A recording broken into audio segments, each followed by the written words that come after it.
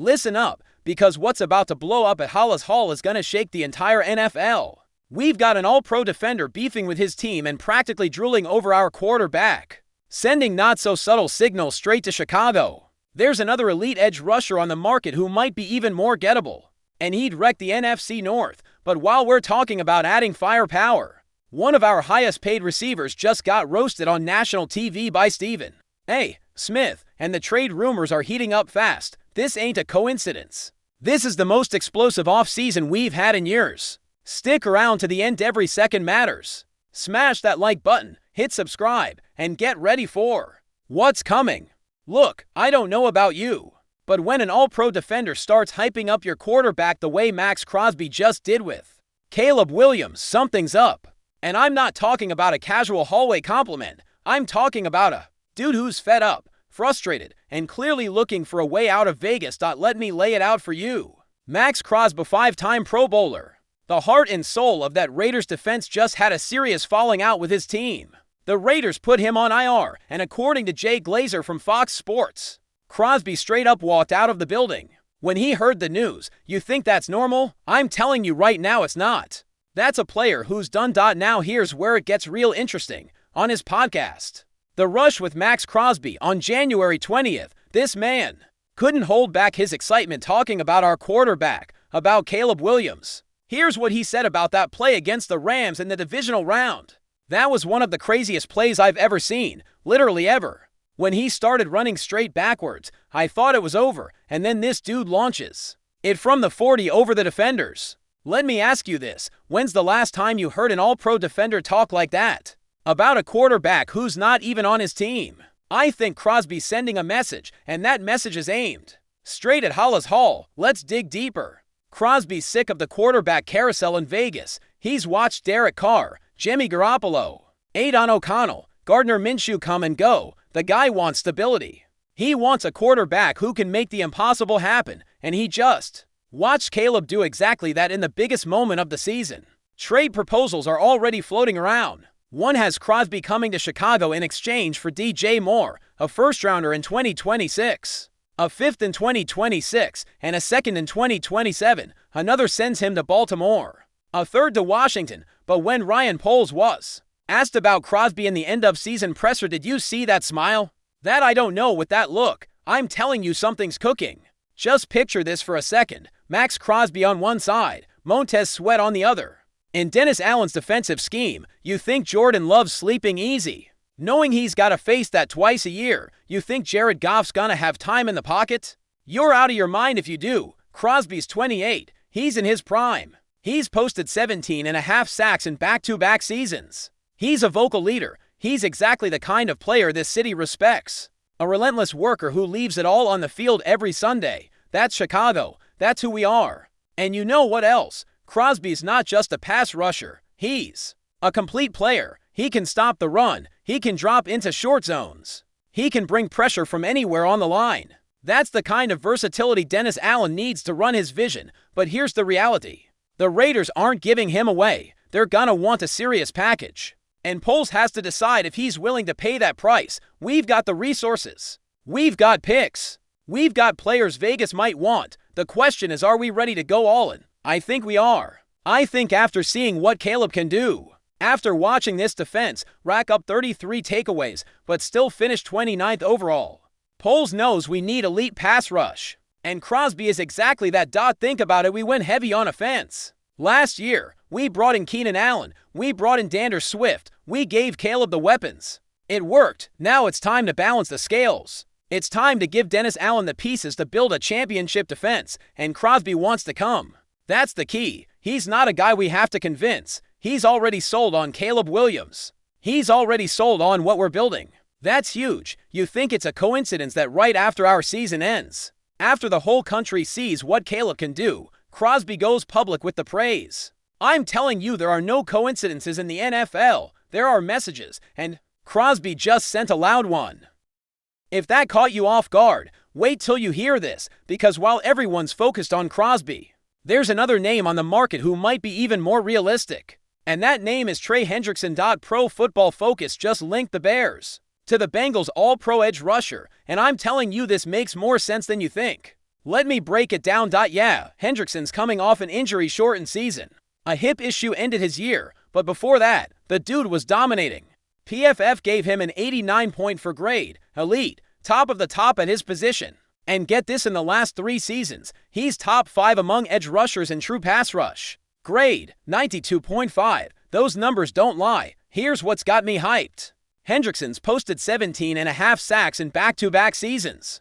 From 2023 to 2024, for double-digit sack seasons in the last 6 years, he's one of only 6 edge rushers with a pass rush win rate over 20%. You know what that means? It means that more than 1 out of every 5 times he goes after the quarterback, he wins. That's domination, and here's the kicker. Hendrickson played last season on a restructured $30 million deal. He's hitting free agency. The Bengals have tough salary cap decisions to make. T. Higgins is a free agent. They've got other guys to pay. Hendrickson might be available. So let me ask you this: what happens if we put Hendrickson on one side and Montez Sweat on the other? I think we've got the best pass rushing duo in the NFC North, and I'm not exaggerating. Think about what that means for Jordan Love. The guy already struggles under pressure. Now imagine every time he drops back, Hendrickson's coming from one side and Sweat from the other. He's not gonna have time. He's not gonna hit those deep shots he loves. And Jared Goff, please. Goff's solid when he's got a clean pocket, but under pressure, his numbers tank. With Hendrickson and Sweat coming at him twice a year, the Lions are gonna have to rethink their whole protection scheme. But here's what really gets me excited. Dennis Allen knows how to use elite edge rushers. He did it in New Orleans. He did it as ADC. The man knows how to maximize pass rush talent. And with Hendrickson, he'd have exactly the kind of player to bring that vision to life. Hendrickson's not just speed. He's not just power. He's technique. He's consistency. He's a pro who knows how to study film, spot protection tendencies, and adjust his rush accordingly. That's what separates the good from the great. And yeah, health is a legit concern. Hendrickson ended the season hurt. The Bears will need to do their medical homework. They've got to make sure he's fully healthy. But if the docs give the green light, this is the kind of move that can flip a franchise. Think about it from a cap perspective. $30 million is a lot, but it's not crippling. It's not a deal that handcuffs you, and if we structure it smart with reasonable guarantees and an out after 2 or 3 years, it's a calculated risk worth taking. Compare this to what the Packers are doing. They're trying to build around Love with receivers and a better O-line, but their pass rush, meh. If we add Hendrickson, we've got a direct edge over them. The Vikings are rebuilding. The Lions have a solid pass rush, but it's not elite. We could have the best front 7 in the whole division. And in a division where you play 6 games against those teams, that's massive. I think Poles is watching this. I think he's weighing his options, and I think Hendrickson is near the top of that list. He's not as flashy as Crosby. He won't grab the same headlines, but he could be just as impactful. And here's the thing: we could land Hendrickson and still make other moves. It's not an either-or situation. If Poles gets creative with the cap, makes the right moves, we could have a franchise-changing offseason. You think Dennis Allen isn't in Poles' ear about this? You're crazy. Allen knows exactly what he needs, and Hendrickson fits that mold perfectly. And just when you thought we were done, we've got to talk about DJ Moore. Because while we're talking about adding talent, there's a situation brewing that could mean we lose some. And I don't like it one bit. DJ Moore skipped media availability on locker clean-out day, and Stephen A. Smith tore into him on first take, absolutely shredded him. And you know what? I get it. Here's what Stephen A. said: responsibility comes with the territory. Just because you're grown doesn't mean you know how to be professional. There's a lot of dudes out there who are mental midgets. They just can't handle it. That's harsh. Real harsh. But let me ask you, is he wrong? DJ Moore is one of our highest paid receivers. He's a vet. He's one of the faces of this franchise. And when the season ends the way it did, with him literally stopping his route on the final play, and then he ducks the media, that's a problem. Chris Mad Dog Russo piled on too. Said, when you're in a situation where you're responsible, or had something to do with how the game ended in the playoffs, and you've got the chances to talk to the media after the game, you've got to show up. You've got to give us 5 minutes, and they're right. Look, I get that players aren't required to talk to the media. Technically, Moore had the right to skip it. But there's a difference between what you can do and what you should do. Between your rights and your responsibilities, Moore's had a quirky vibe since he got to Chicago in 2023. His antics on the field, His sometimes checked-out body language it's drawn criticism before, but this is different. This is when the team needs its leaders to step up. And here's what worries me. Moore's still at the center of trade rumors. Proposals involving Moore going to Vegas for Crosby are out there. And I gotta ask, does Moore know something we don't? Did he skip the Chicago media because he knows he won't have to face them again? That's speculation? Sure, but in the NFL, where there's smoke, there's usually fire, and there's a lot of smoke around DJ Moore right now. Look at his 2025 numbers. Solid season. Over 1,000 receiving yards. He was a steady target for Caleb. But there were moments, critical moments, where he looked disconnected. Like his head was somewhere else. And that last play against the Rams, unforgivable. I'm not saying Moore's a bad player. I'm not saying he's not talented. What I'm saying is, in Chicago, we expect more. We expect our vets to lead by example. We expect our best players to step up when things get tough, not disappear. And Stephen A. made another good point. The young guys are watching. Caleb Williams is watching.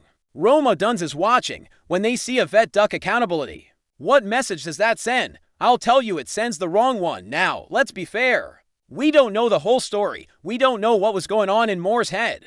Maybe he was dealing with something personal. Maybe he was emotionally wrecked and needed space. I can respect that, but even then, 5 minutes with the media isn't too much to ask. Here's the salary cap reality. Moore's got a big contract. If the Bears decide to move him, there are teams that'd be interested. The Raiders, obviously. If a Crosby deal's on the table. But also other teams looking for a solid W or one, or W or the dot. And from Poles' perspective, this could be an opportunity. If you can flip Moore for a major asset, especially someone like Maxx Crosby, you've got to seriously consider it. You've got Rome Odunze developing. You've still got Keenan Allen producing.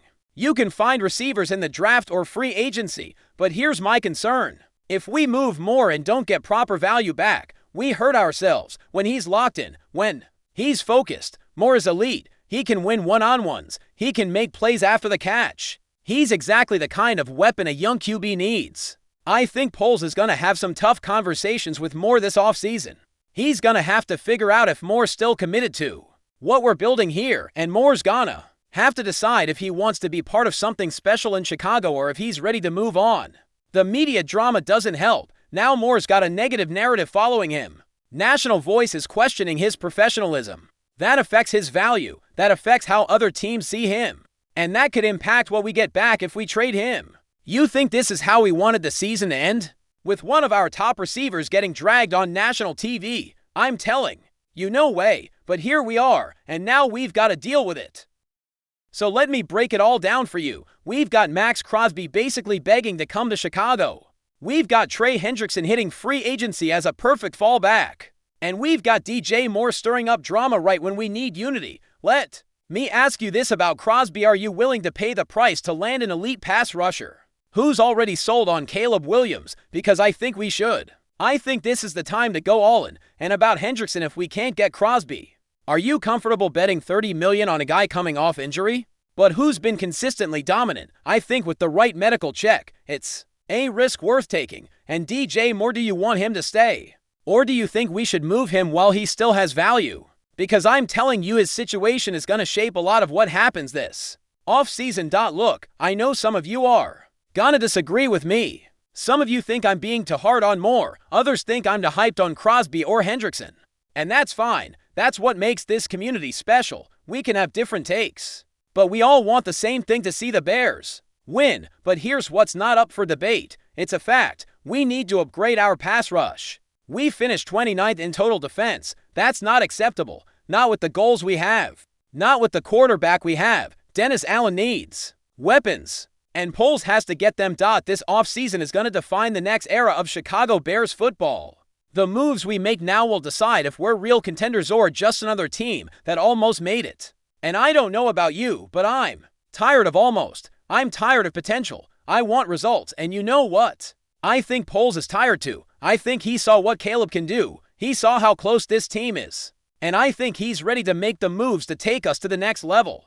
But I need you to stick with me. I need you to be part of this conversation. Because this isn't just my community. It's ours. We're a family. And families stick together through the highs and the lows. So if you think we should go after Crosby, drop it in the comments. If you prefer Hendrickson, tell me why. If you want Moore to stay, Make your case. I want to hear from all of you. And if you're not subscribed to this channel yet, what are you waiting for? This is where you'll get the deepest analysis, the realest opinions, and the most passionate coverage of the Chicago Bears. We're more than a YouTube channel. We're a community of fans who bleed navy and orange. Smash that like button if you're fired up for what's coming. Share this with other Bears fans who need to hear it, and turn on notifications. Because I promise we've got more bombs coming in the days and weeks ahead. Chicago, this is just the beginning. What we built last year was the foundation. Now it's time to raise the walls. Time to put on the roof. Time to build something this city can be proud of. Bear down, family. I'll see you in the next video.